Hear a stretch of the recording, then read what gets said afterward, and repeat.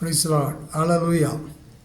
கர்த்தராகிய இயேசு கிறிஸ்து நாமத்தினாலே உங்களை வாழ்த்தி இந்த வேத பகுதிக்காக தியானத்துக்காக அழைக்கிறோம்.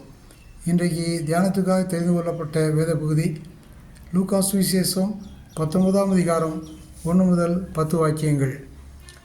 மனப்பாட வசனம்: இழந்து போனதை தேடவும் ரட்சிக்கவுமே மனுஷகுமாரன் பூமியில் வந்திருக்கிறார் என்று சொல்லி இயேசுசாமி சொன்ன 10ஆம் வசனத்தை நாம் தியானிக்கிறோம்.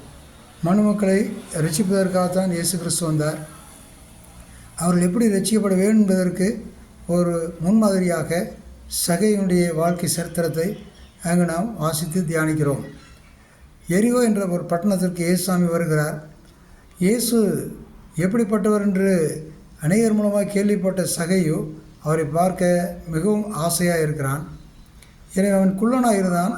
அவன் வரி வசூல் பண்ணி வட்டி வசூல் பண்ணி அவன் அநேகருக்கு துன்பங்களையும் துயரங்களையும் கொடுத்து கொண்டவனாக இருந்தான்.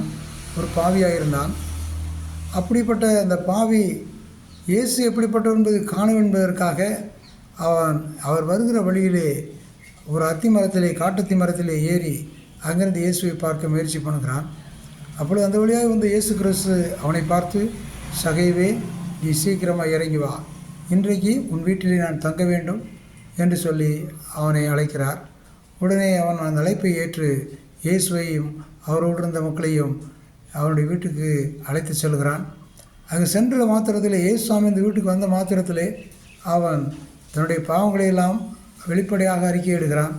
நான் வரி வசூல் பண்ணேன், வட்டி வசூல் பண்ணேன், அநேகருக்கு கொள்ளையடித்தேன், இந்த பாவங்களையெல்லாம் நான் அறிக்கை செய்து விட்டு விடுகிறேன் என்று அறிக்கை செய்ததோடு மாத்திரமல்லாமல் அவன் நாளத்தினை திரும்ப செலுத்தி விடுகிறேன் என்று சொல்லி அவன் அறிக்கை செய்கிறான்.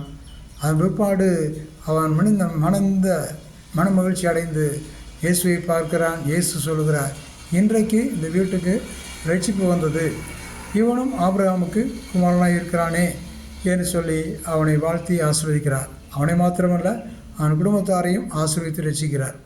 இதை கேட்டுக்கொண்டிருக்கிற அன்பான மக்களே, நீங்களும் கூட இயேசுவை பார்க்கவும் இயேசுடைய ரட்சிப்பை பெற விரும்பினால் மத்தேயு, மார்க், லூக்கா, யோவான் சுவிசேஷங்களை அடிக்கடி வாசிக்கும் போது அதிலே நீங்கள் இயேசுவை காணலாம்.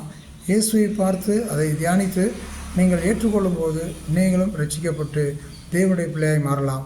நீங்களும் ஆபிரகாமின் குமாரனாய், அதாவது இயேசு கிறிஸ்து சொந்த பிள்ளையாக மாறி ஆசீர்வாதத்தை பெற்றுக்கொள்ளலாம் என்று வேத பகுதி தேவன் சொல்லுகிறார். எனவே இதை கேட்டுக்கொண்டிருக்கிற மக்கள் யாவரையும் தேவன் ரட்சிக்க முடியாது நாம் ஜெபம் பண்ண போகிறோம்.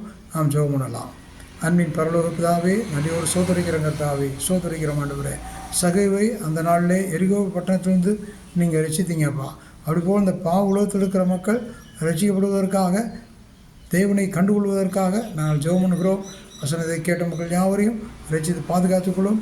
அவருடைய வறுமைகள், கஷ்டங்கள், கவலைகள், கண்ணீர்கள், துயரங்கள் இந்த விடுதலையாக்கி ரட்சிக்க முடியாது ஜெபம் பண்ணுகிறோம். பாவமன்னிப்பை கொடுத்து ரட்சிக்க முடியாது ஜெபம் பண்ணுகிறோம். அவருடைய எல்லா தேவைகளையும் சந்தியும் ஆசீர்வதியும். இயேசு நாமத்தில் ஜெபம் பண்ணுகிறோம் தாவே, ஆமென்.